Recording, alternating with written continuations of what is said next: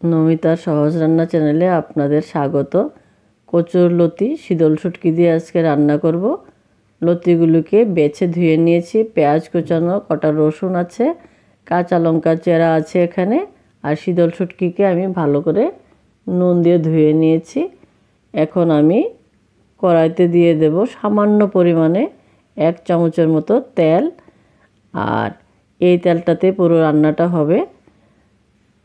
এখন আমি এর মধ্যে দিয়ে দেব কুচি করে রাখা আমার পেঁয়াজগুলোকে হালকা ভাজবো। যদি আমার রান্নাগুলো ভালো লাগে, আপনারা আমার রান্না দেখতে চান, তাহলে আমার চ্যানেলটাকে সাবস্ক্রাইব করে দেবেন। আর এই রান্নাটা ভালো লাগলে লাইক, কমেন্টস আর শেয়ার করে দেবেন। এখন আমি এর মধ্যে দিয়ে দিচ্ছি কিছু কাঁচা লঙ্কা, আর এর মধ্যে আমি এগুলিকে ভাজতে ভাজতে এর মধ্যে আমি দিয়ে দেব শীতল শুটকিগুলো ধুয়ে রাখা। হালকা ভাজবো, শীতলগুলিকে বেশি ভাজা যাবে না, তাহলে তেতো হয়ে যাবে। তো এখন আমি এর মধ্যে দিয়ে দেব ধুয়ে রাখা লতিগুলো। অনেকে ভাপিয়ে নেন, আমি লতিগুলো ভাপিয়ে রান্না করি না, কারণ একটু পানসে পানসে স্বাদ হয়ে যায়। আমি কম আঁচে এগুলিকে রান্না করব ঢেকে ঢেকে, তাহলে এটা স্বাদটা আরও বেড়ে যায়। তো আমি এটাকে এভাবেই রান্না করব। কাঁচাটাই আমি দিয়ে দিয়েছি কড়াইতে। এর মধ্যে আমি দিয়ে দেব এখন আন্দাজ মতো নুন। আমারটা 1 চামচের চাইতে একটু কম লেগেছে আমার লতির পরিমাণে।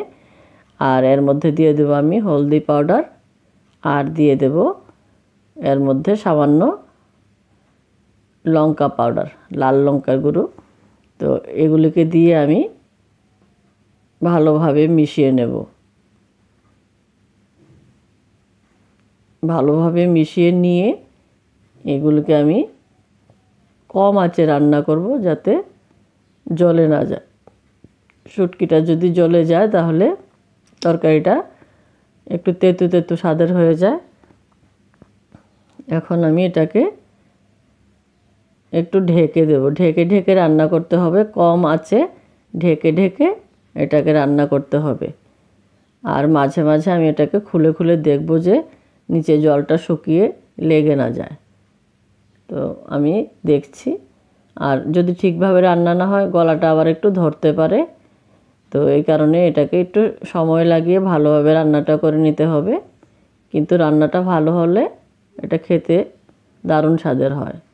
এতে আমি 1 কাপ পরিমাণ জল দিয়ে দিয়েছি, কারণ আমি আগে ভাপিয়ে নিইনি।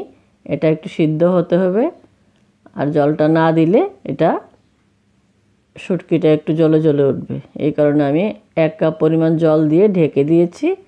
এবার ঢেকে ঢেকে এটাকে রান্না করব। মাঝে মাঝে আমি খুলে খুলে এটাকে একটু নেড়ে চেড়ে দিয়েছি। আপনারাও দেখে দেখে করবেন যাতে জ্বলে না যায়।